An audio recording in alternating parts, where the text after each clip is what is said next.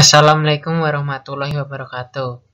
Di sini kelompok 5 akan mempresentasikan hasil diskusi dari kelompok kami yaitu tentang laporan arus kas.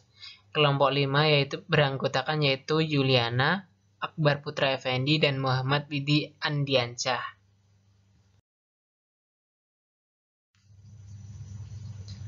Laporan arus kas merupakan laporan yang menyajikan ringkasan terperinci dari semua arus kas masuk dan arus keluar, atau sumber-sumber dan penggunaan kas selama periode tersebut.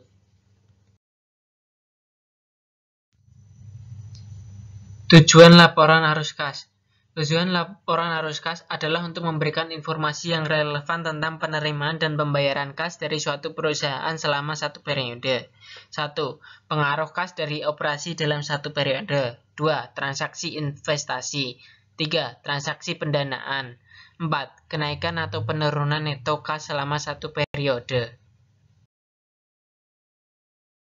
Nah, di sini ada contoh dari isi dan format laporan arus kas. Di dalam laporan arus kas ini terdiri dari arus kas dari aktivitas operasi yang melibatkan pengaruh kas dari transaksi yang masuk ke dalam penentuan laba neto. Lalu ada arus kas dari aktivitas investasi yang meliputi pembuatan dan penagihan pinjaman serta perolehan dan pelepasan investasi atau utang dan sekuritas dan juga aset tetap. Lalu ada arus kas dari aktivitas pendanaan yang meliputi pos-pos liabilitas dan ekuitas. Nah, pos-pos liabilitas dan ekuitas ini meliputi perolehan sumber daya dari pemilik dan memberikan imbal hasil investasi.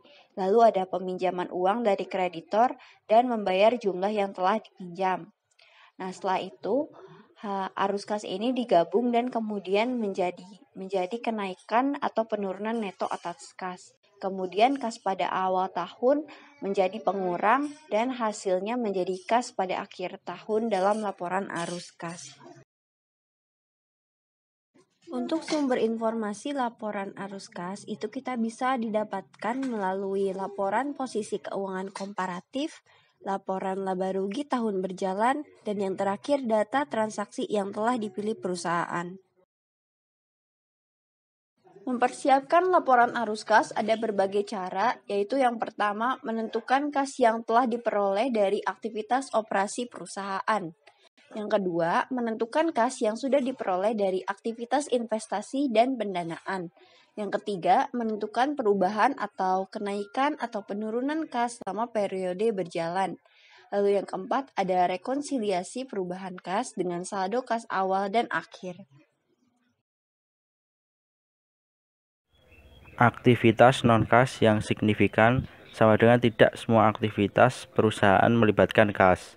Contoh, penerbitan saham biasa untuk membeli aset, konversi obligasi menjadi saham biasa, penerbitan utang untuk membeli aset, dan pertukaran aset jangka panjang. Kegunaan laporan arus kas. Kegunaan laporan arus kas yaitu pertama, menilai likuiditas dengan menggunakan rasio cangkupan kas utang lancar atau current cash debt coverage ratio. Kedua, rasio cangkupan utang kas atau cash debt coverage ratio, memberikan informasi tentang fleksibilitas keuangan. Yang terakhir, menampilkan arus kas bebas untuk memeriksa fleksibilitas keuangan, membeli investasi tambahan, melunasi utang, membeli saham treasury, atau menambah likuiditas.